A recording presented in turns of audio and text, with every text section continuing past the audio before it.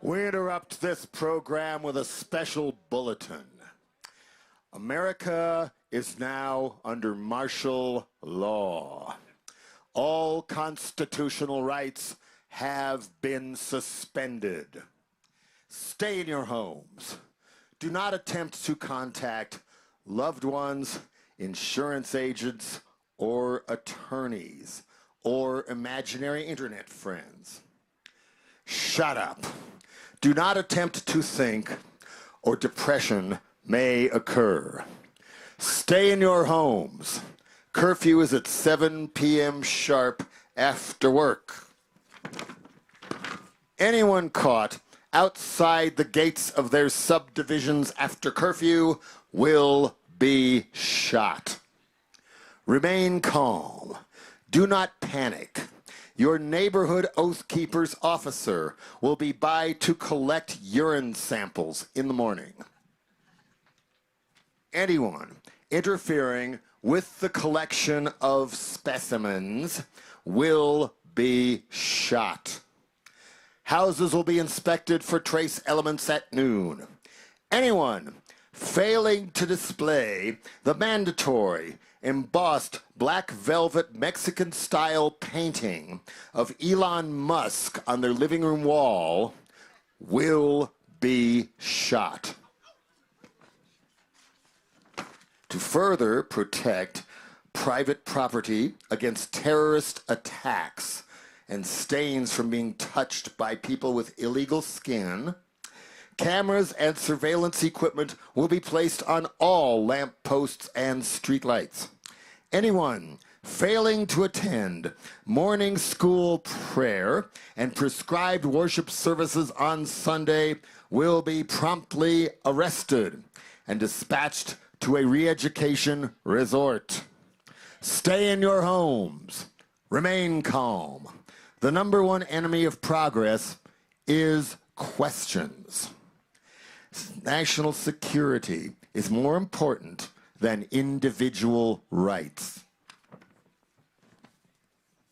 Under the provisions of the Patriot Act, zero tolerance, the Supreme Court, and the Child Protection and Obscenity and Enforcement Act, all property and life savings of suspected drug users and suspected pornographers will be seized and sold prior to trial, which goes on now. Anyone opposing this policy will be presumed to be under the influence of drugs and shipped immediately to boot camp to serve a sentence of hard labor beneath a smiling inflatable statue of Stephen Miller.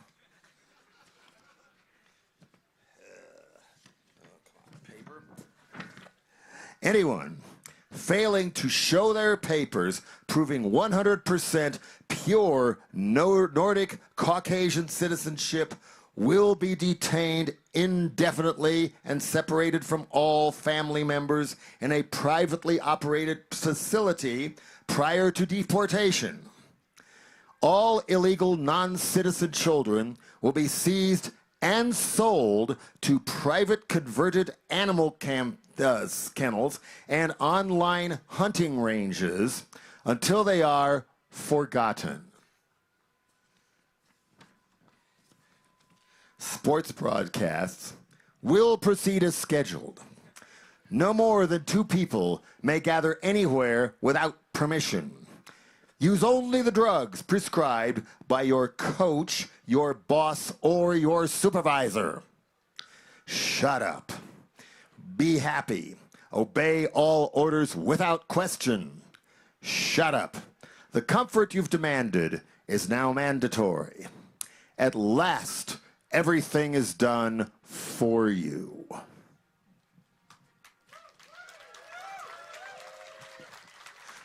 Leave it to me, who hasn't done one of these in a while, to forget to ask for a mic stand on stage. Is it possible to get a mic stand? Pretty pleased with a fly on top. All right, be back in 2 seconds.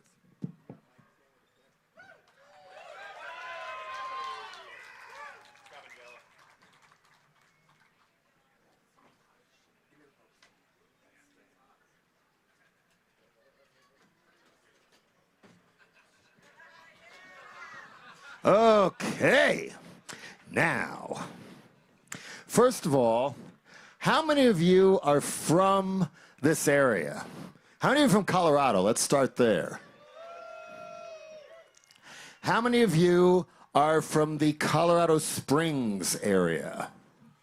God, not very many.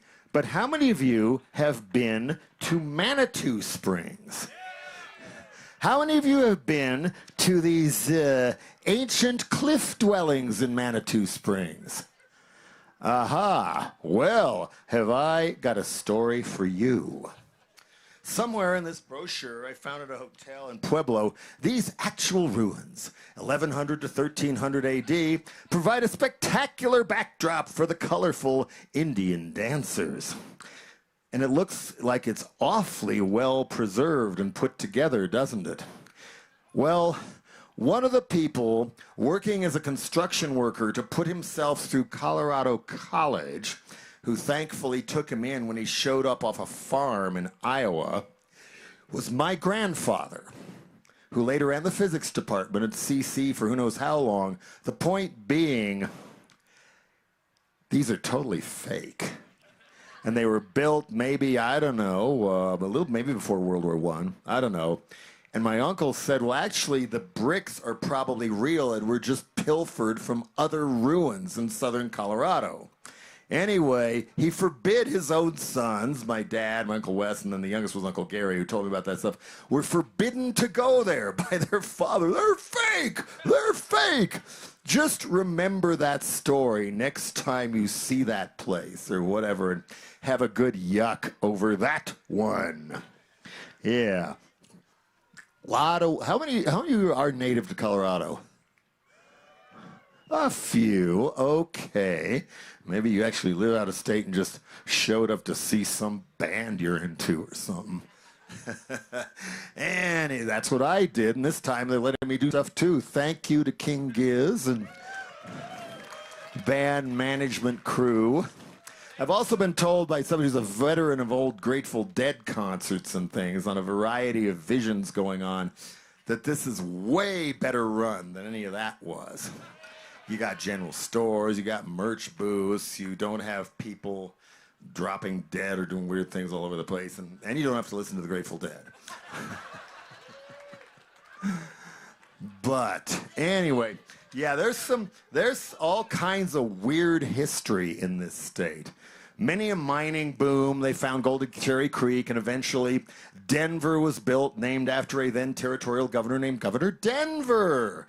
Yeah. Not Bob Denver either. He came later, and that wasn't his real name.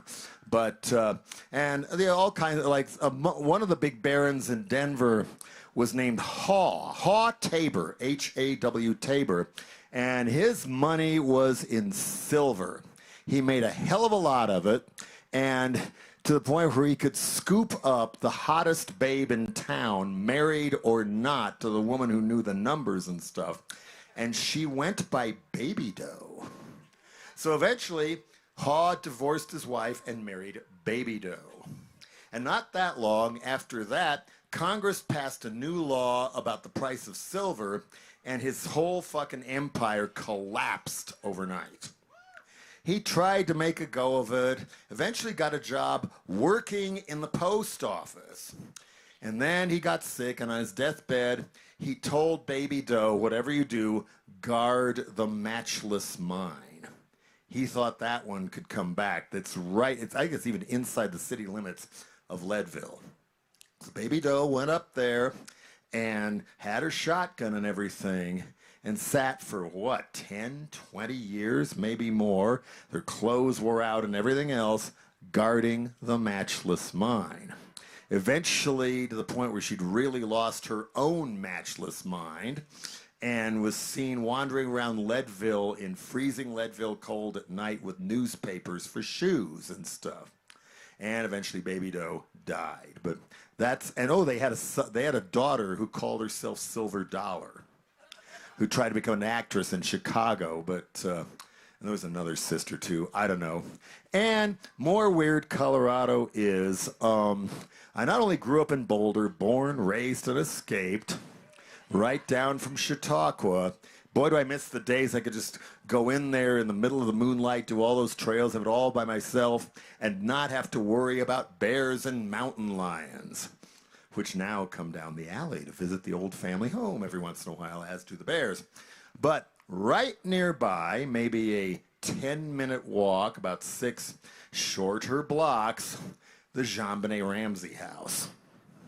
And me and my parents were in Santa Fe. We did Christmas there that year, and then we came back, and there was a paper. The Boulder Daily came. It was about that much on this murder that had just happened, mentioning that she was a child beauty contest person. And then the next day, bigger. The next day, the circus came to town. And a day or a night or so after that, I went to a New Year's Eve show in Denver, probably Slim Cessna, and about driving back, there's a lot of snow on the ground. And, 3 a.m., the night is young. What should I do? I know, I'll go to Jean-Benet's house. So I go to Jean-Benet's house, and there, in the freezing cold, floodlighting the house at 3 in the morning, I believe it was like a ABC or CBS truck and a CNN truck with their engines rumbling, just in case something happened. The Ramseys had long fled town by then. And then I'm kicking myself ever since, because I have a little Sony Walkman, and whenever I get an idea, just flip it on and get it before I forget it. Been doing that since '77. And I had it in the car, and it didn't occur to me to suddenly put on my Nardwuar or Ali G show hat or whatever, and just flip that tape recorder on. What do you think you're doing? Why are you here? What are you expecting to gain out of this? Most of the big boys are all getting drunk at the Harvest House, not just during the night, but during the day, too, because there's not much more to see at this point. Who knows? Poor Jean-Benet. Had she lived, she might have been another Britney Spears. But like the people from the Children of the Damned, there's more and more and more of them with the parents to match. And you can see them in singing one of the worst songs ever, in one of the worst commercials ever, and they won't go away.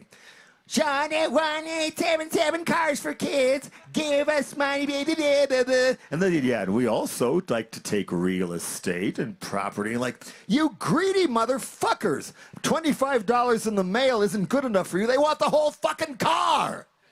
Yeah. So finally I Google, okay, who are these people? If they're trying to help homeless kids get good meals or school supplies, COVID vaccines, whatever, okay, I get it. Look them up. That's not what they do. Cars for Kids is an organization who puts the money into taking fairly secular or mainstream Jewish kids and trying to make them more orthodox. And last I read, there are at least some states that have banned them from doing business on the grounds that they're a fraud, which some rabbis have claimed the same thing. So I don't know. In the internet, how can you ban anything in any state when they can just give you their car by going online? Here, come get my car, and it's done and stuff. Anyway, go on about weird Colorado all day, which this one is kind of about anyway. What was that? Frank Azar. I don't know who that one is. I'll have to dig into him. What's that?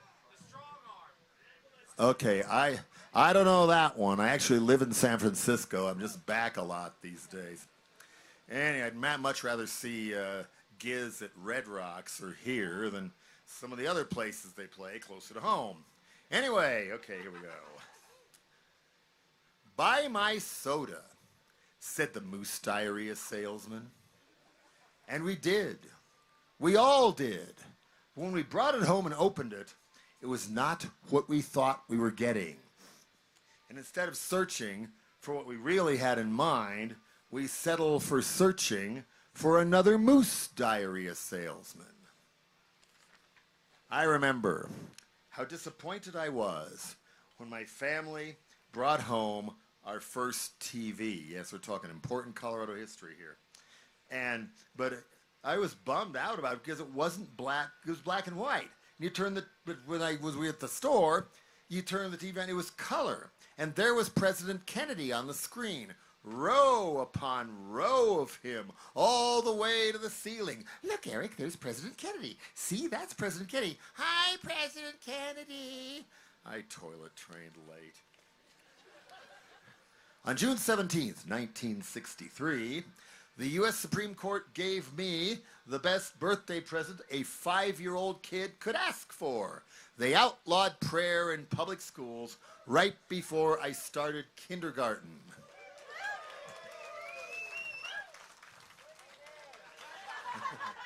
And also, this is just me talking. I don't need monitors. Feel free to turn them off. Anyway, so on November 22nd, 1963, President Kennedy's brains were blown apart on national TV. I came in from the yard, saw my mom crying on the couch. What did I do this time? I had already driven her to tears once that day. Later, in that same living room, Lee Harvey Oswald was gunned down right there on the TV before my very eyes, and again on the instant replays. Kennedy's funeral dirge played on as the flag-draped coffin just lingered on the black and white screen for days, as people slowly filed past to say goodbye. Even I sensed this was a sad, heavy moment, and I was upset too. I wondered if cartoons would ever come back. Well, the monitors aren't off, and there's a little bit of feedback going on, so I'm going to step away from you. There we go. I liked cartoons. Followed at 6 by NBC News. I watched both with equal fascination. I'm told my favorite cartoon characters at the time were Bullwinkle and Senator Everett Dirksen. Even then, I was a news hound, alive at a crucial time and alert to what I saw and what my family chose not to hide or change the channel on. If I asked them what a race riot was, they'd tell me. If I asked them, Daddy, what's Vietnam? They would tell me. Yet, I was terrified of going to Taos, New Mexico over spring vacation because I might run into some greasy Mexican Frito Banditos there with bullet belts and big hats and sneer at me as they leaned against the dirty buildings, might grab me and run off with me like I'd seen them do in so many cowboy and cartoon shows. I was all for Negro civil rights. But when I saw in that little paper, at least they used to give the kids, called My Weekly Reader, that Native American Indians wanted rights too, I couldn't believe their nerve. How dare they ask for rights when after all the trouble they caused on Daniel Boone. I grew up in Boulder, Colorado, about 4 miles from the Rocky Flats nuclear weapons plant. Only time will tell what that really did to my brain. And after all the super fun shit, all they did was put 6 inches of topsoil on that stuff. And then they put up suburbs and hiking and bike trails. And guess what's back? It's very windy there. You know, storms just go out of the Rocky Mountains and you can get hurricanes in Boulder for all practical purposes sometimes. And there. Anyway, in first grade on the playground, we would play war. Sometimes even I'd find myself joining the other pack of boys, all chasing one other kid designated the Jap, all over the playground, yelling, eh, eh, eh, eh. Didn't hit me till years later that a lot of times the Jap was the only Vietnamese kid in our grade, or our school. Never heard of God till about 3rd grade. The same year I had to stay after school one day, same year, and write over and over again, I will not laugh during flag pledge. I will not laugh during flag pledge. Even my mom laughed for years about that afterwards. At home, my dad would read me and my sister, who's not here anymore, she fell in Rocky Mountain National Park with her husband in '96. Anyway, he would read us Greek, Roman, and Egyptian mythology as bedtime stories.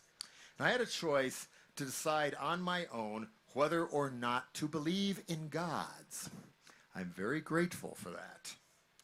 And at school, right around that time that we could write a little bit of stuff, they began asking us to write a little thing about what we wanted to be when we grew up. A lot of the boys, they wrote that they wanted to be a policeman, a fireman, or a baseball player. I wanted to be a Batman villain. I wanted to be the Penguin. I wanted to be the Riddler. Those, to me, were the role models to believe in. Joker, too, and can't forget the bookworm or the egghead. But anyway, that summer on a family vacation, my dad drove me through the ghetto of Detroit to show me up close why people get mad and start riots. I was excited. I got to go to a big city. This wasn't Denver. This was fucking Detroit. Saw the Henry Ford Car Museum, and I finally got to see some real slums. By the time we got back to my grandparents' place on the other side of Mission, where my mom grew up in South Haven, Detroit was on fire, and my grandparents had a color TV. Vietnam blew up in everyone's face. By 5th or 6th grade, everyone at my school knew who was for and who was against the war. The smiling storybook policeman was now a symbol of violent brutality and hate, especially after my dad came home from a social work conference thing he was doing in Southern California, saying an LAPD cop had stuck a shotgun in his belly when he came out of his room to ask why they had blocked off the entrance and strewn concertina wire down the middle of this horseshoe-shaped motel while he was trying to run the social work conference in Santa Barbara. He said the cop was shaking as much as he was. Anti-war protests were a regular event across the street from my elementary school at the University of Colorado.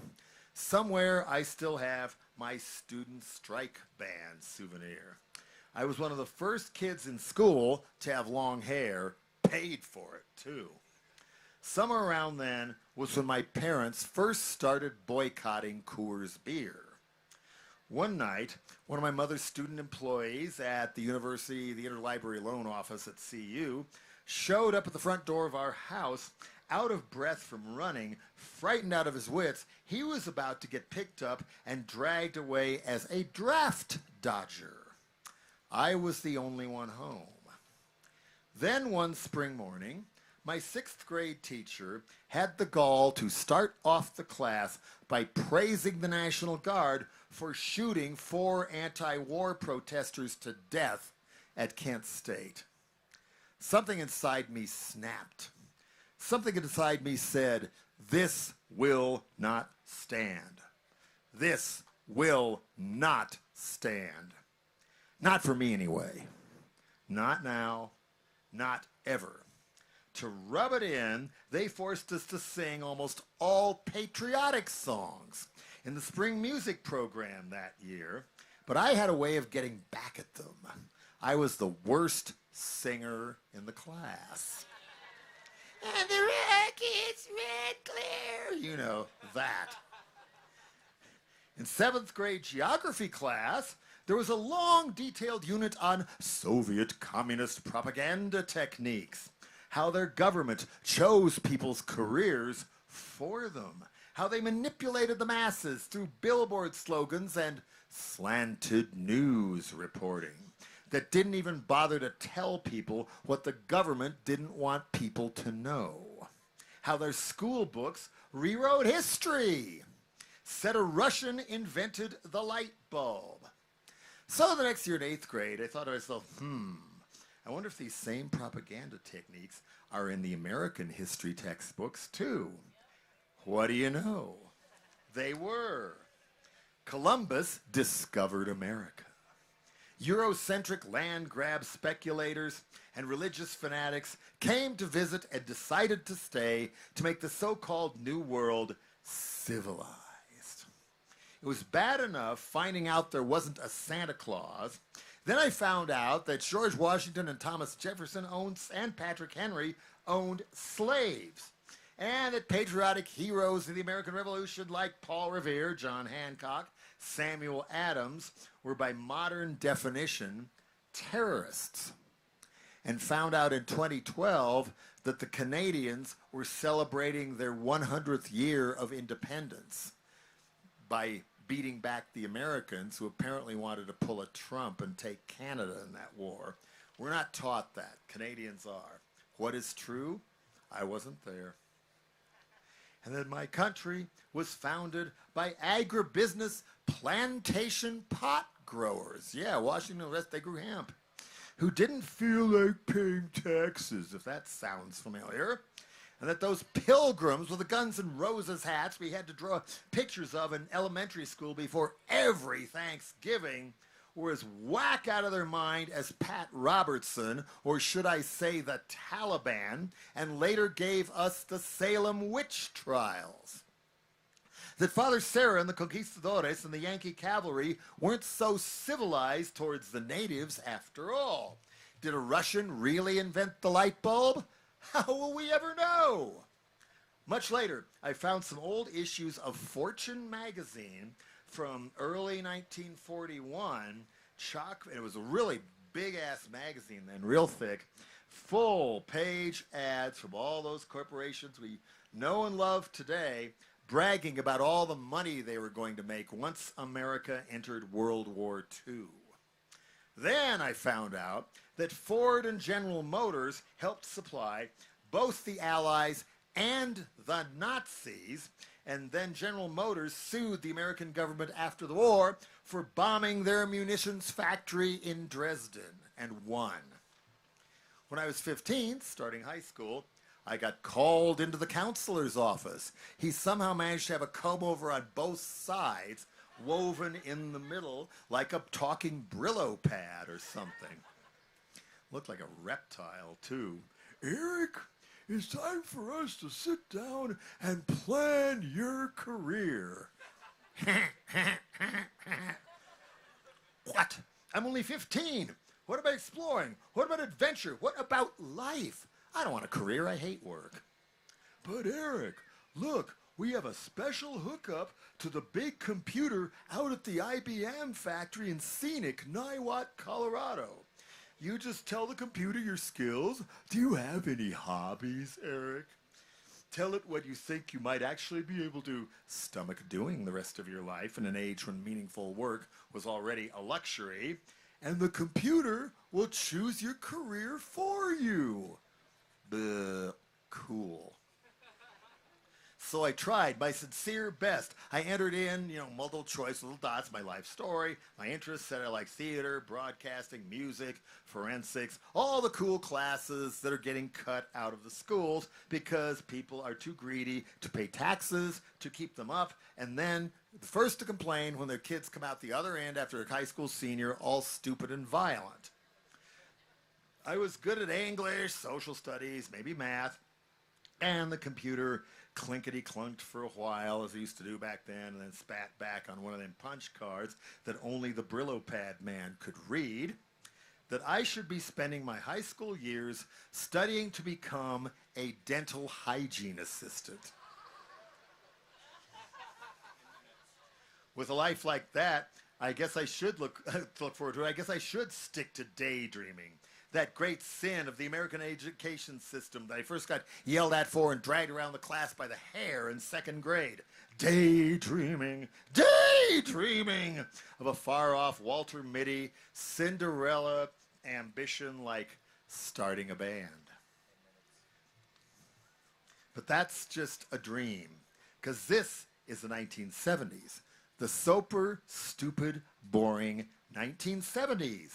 That only a bonehead would really want to bring back any part of in any form.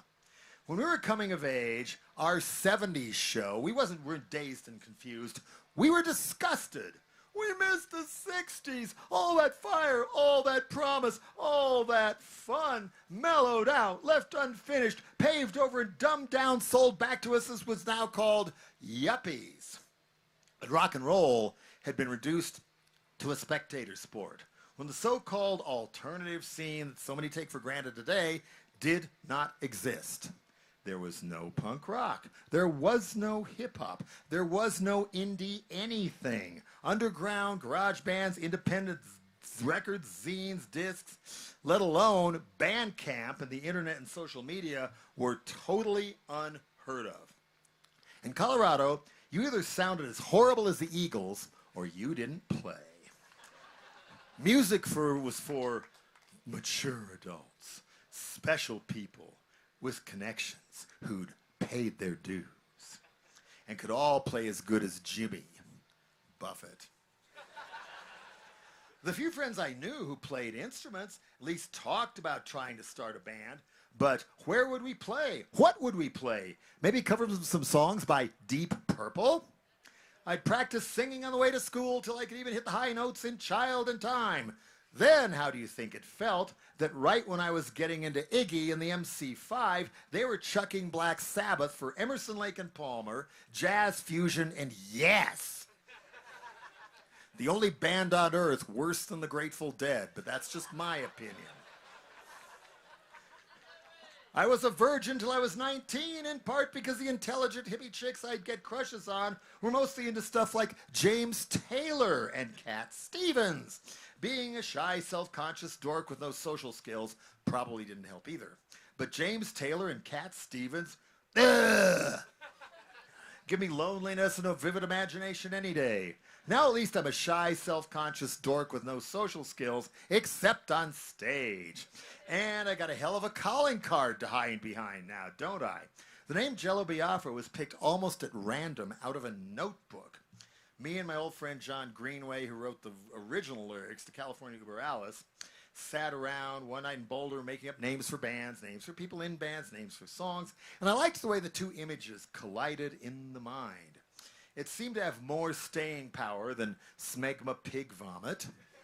Mucus melanoma, Bobby bacteria was just kind of boring.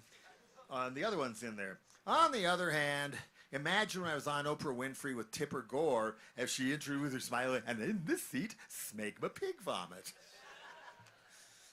And none of what's gone down from that little notebook till now would have been possible if I'd clung to my original vow to always rebel by never changing. I was going to be the last die-hard hippie on earth. Other people were selling out and cutting and feathering their hair with male Farrah Fawcett, Kenny Loggins dues, or whatever. I would never change, because this was the one way to rebel, and that was the way it was going to be forever and ever and ever. I'm glad I didn't lock myself into being one thing and one uniform forever and ever and ever, like so many punks and others doing now. Sometimes people ask me, how can you remember all this? How could I forget? How could anyone forget?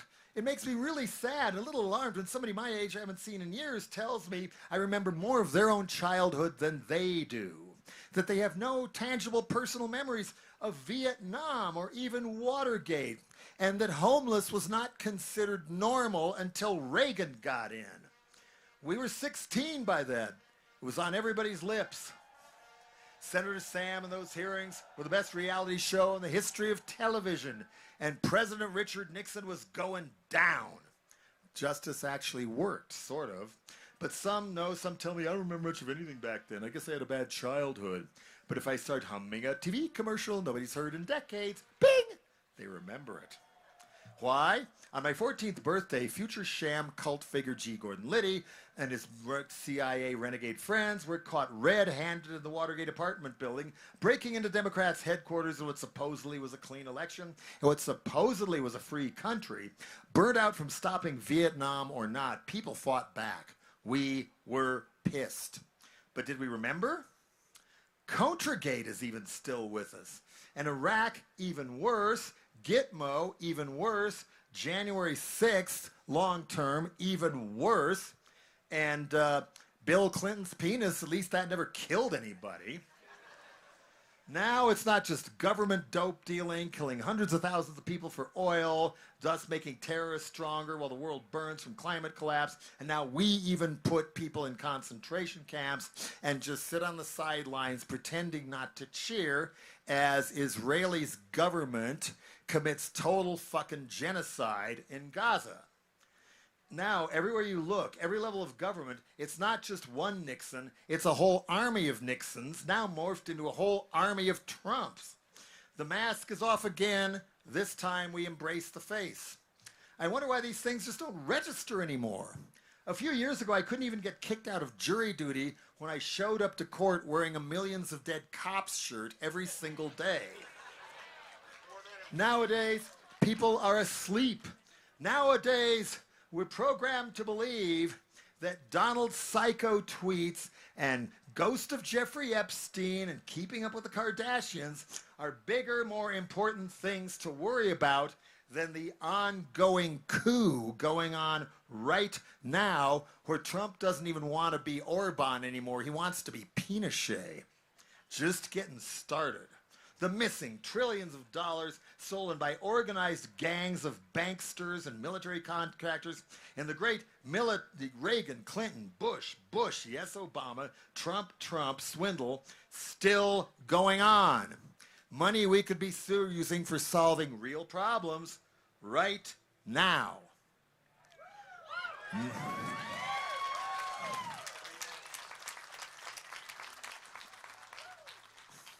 Nowadays, we're programmed to believe that everything from immigrants of a different skin color to trans people needing to use the bathroom and to people of color daring to try to vote, to scientists, teachers, and even librarians are more responsible for tearing apart our social fabric and literally stepping on the gas to speed up climate collapse and bring Jesus back. The conniving, greedy Republicrats. Technocracy barons so strung out like crackheads on their own wealth they don't know what to do with, and now cruelty addiction. They're trying to bulldoze all of us off a cliff into who knows what. It ain't the fault of Hillary Clinton, or COVID masks, or vaccines, or woke, or China, or even Netanyahu that our hijacked, unconstitutional government of the people, by corporations, for corporations, must be overthrown. Must be over-fucking-thrown. We're not fighting against the Constitution, we're fighting to keep it. Somewhere out there is what the late folk singer Phil Oakes called the real America. And I agree that there is something in this land, in us, that is worth trying to hang on to. It ain't all gone in the past with the old school or the summer of love. Go out and find it, feel it, touch it, create it. Yeah. We are the ones who refuse to knuckle under and become militantly stupid. We are the ones, when people start saying culture war, that they can't have us, and they cannot defeat culture, especially our culture.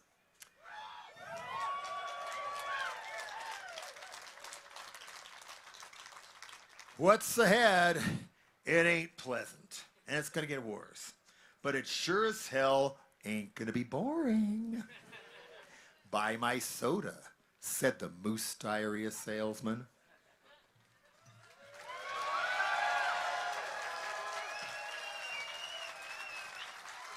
Okay, do I even have 1 or 2 minutes left, or should I get the fuck off the stage? 1 minute. Okay, you get a quick excerpt from some people's favorites from back in the day, always updated with new things. Names for bands.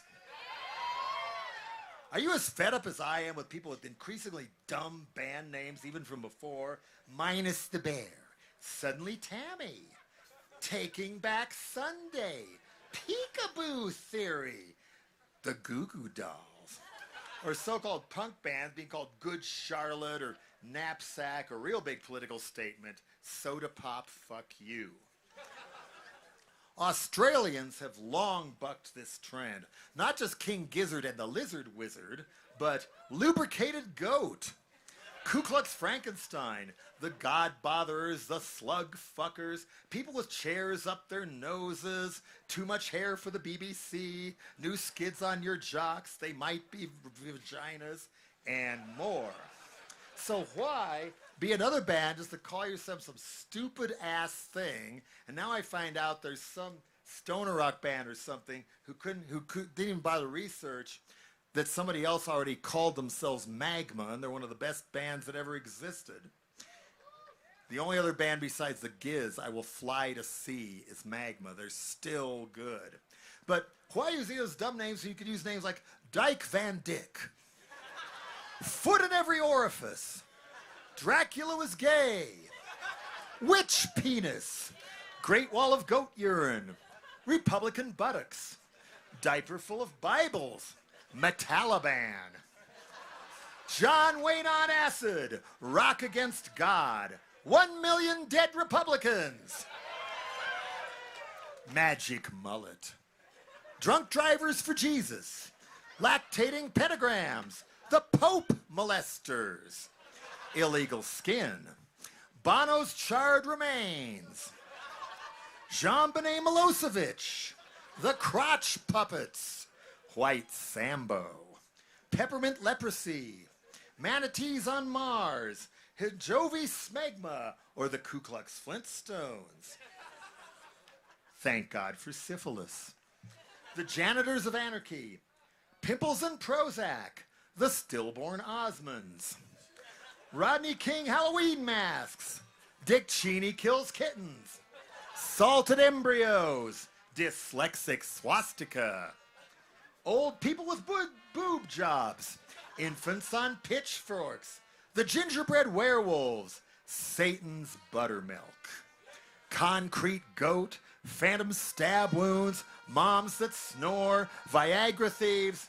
I could go on and on for a whole nother set with good or at least interesting band names that you might or might not ever want to use. I mean, two different people took this and started their own Janitors of Anarchy, among other things. Anyway, I am out of time. Thanks for listening. And if you haven't got anything else to do, I'm taking Crenshaw's place at the DJ turntable, Wheels of Steel, on the main stage, because his band's going to play right between two of my sets, and I've heard they're real good. So he says they are. He even raised his hand like a good, well-trained school person. See you later. Thanks. And remember, the more of my album and my shirts you go get at the merch booth, the less I have to carry home. Thank you. All right, cool.